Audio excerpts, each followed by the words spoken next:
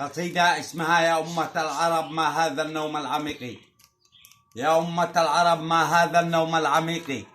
يا أمة العرب متى ستفيقي؟ النهار ولى والشمس غابت عن القدس وأنت لم تفيقي.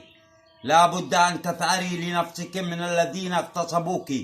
لا بد أن تستيقظي في الصباح الباكر كالنحل تبحث عن الرحيق، وتطوف على الأشجار كلها لتجني الرحيق وتحوله إلى شهد لذيذ.